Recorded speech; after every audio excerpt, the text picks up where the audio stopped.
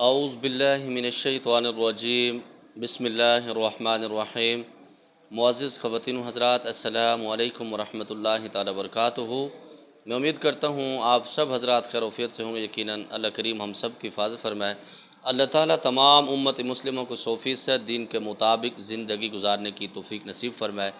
एक मेरे भाई का सवाल था, कारी साहब जिन्नात को ताबे करने के क्या फ़ायदे मिलते हैं। इंशाअल्लाह ताला आज की इस वीडियो में मैं मुख्तसरन आपको बताऊंगा कि जिन्नात को ताबे करने से क्या फ़ायदे मिलते हैं, और साथ में ये भी बताऊंगा आपको कि जिन्नात को ताबे करने के नुकसानात क्या होते हैं। उससे पहले आपसे गुजारिश है आप हमारे चैनल को सब्सक्राइब कर लें और साथ में बेल आइकन को भी प्रेस कर दें ताकि हमारी कोई भी वीडियो हो आप तक बर वक्त पहुँच सके। अगर आपका कोई सवाल है या आप चाहते हैं किसी मौजू पर मैं वीडियो बनाऊँ अमलियात के हवाले से, तो आप मुझे कांटेक्ट कर सकते हैं। कमेंट्स बॉक्स में भी रब्ता कर सकते हैं, आप पर्सनल में भी आप मुझसे रब्ता कर सकते हैं। अल्लाह करीम हम सब की हिफाजत फरमाए। मोहतरम सामाईन, जिन्नात को ताबे करने के जो फ़ायदे मिलते हैं वो ये मिलते हैं कि आपका कोई भी ऐसा काम जो आप जिसको नामुमकिन समझते हैं, अगर जिन्नात आपके साथ ताबे हो गए हैं, ये ताबे होने से नहीं होता, ये भी होता है कि जिन्नात आपके साथ मुखलिस भी हैं कि नहीं। बाज़ औक़ात ऐसा भी होता है जिन्नात आपसे ताबे हो जाते हैं, एग्रीमेंट कर लेते हैं, वो किसी मजबूरी के तहत होता है। मिसाल के तौर पर जो आप चिल्ला करते हैं या जो आप वजीफ़ा करते हैं, उसकी बुनियाद पर वो आपके सामने हाजिर तो हो जाता है, लेकिन वो आपके साथ रहने के लिए खुश नहीं होता। वो इसीलिए आपके काम अक्सर बाज़ औक़ात फंस जाते हैं।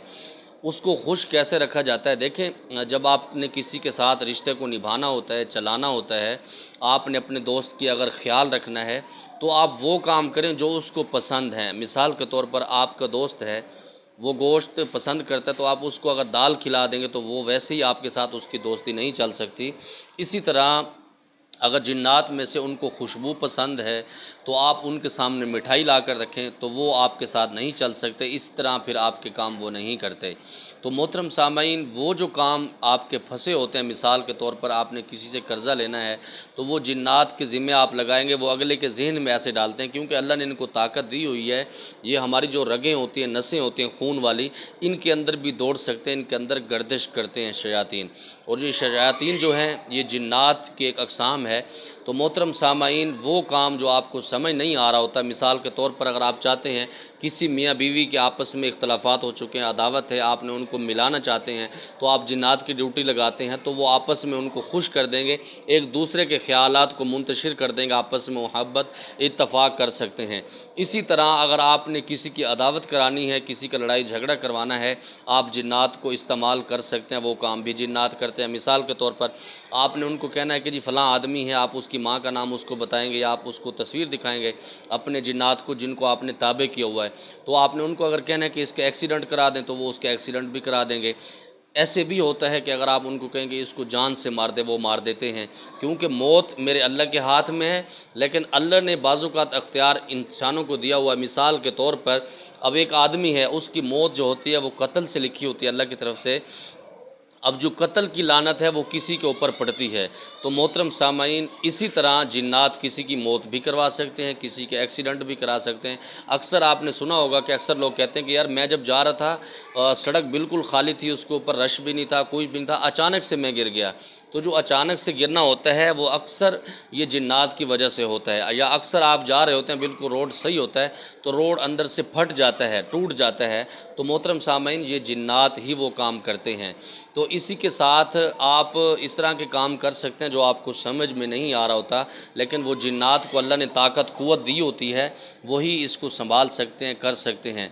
इसी तरह मोहतरम सामाईन, इसके नुकसान की तरफ आते हैं। मुख्तसर मैं आपको बताऊँगा, इंसान का जिन्नात को ताबे करने से जो सबसे बड़ा जो ख़तरनाक नुकसान होता है वो ये होता है, इंसान की अल्लाह ताला से जो रिश्ता है वो कमज़ोर पड़ जाता है। अब आप कहेंगे कारी साहब ये क्यों, कि हमने तो चिल्ला इसीलिए किया है कि अल्लाह ताला की बारगाह में जाएं, अल्लाह ताला से दुआएं करें, अल्लाह के साथ हमारा राब्ता मजबूत हो। मोहतरम सामाईन देखें, مثال کے طور پر اگر میرے دوست ہیں، یار دوست ہیں، پیسے والے ہیں، مجھے ان کے اوپر امید ہے جب مجھے پیسے ضرورت پڑتے ہیں تو وہ مجھے دے دیتے ہیں، تو میں کبھی بھی اللہ سے نہیں مانگتا۔ مجھے پتہ ہوتا ہے کہ یار میرا فلاں دوست ہے یا میرا فلاں اسٹوڈنٹ ہے، شاگرد ہے، میں جب بھی اس کو فون کروں گا وہ فوراً یہ میرا کام کر دے گا، تو میں اللہ تعالیٰ سے نہیں مانگتا۔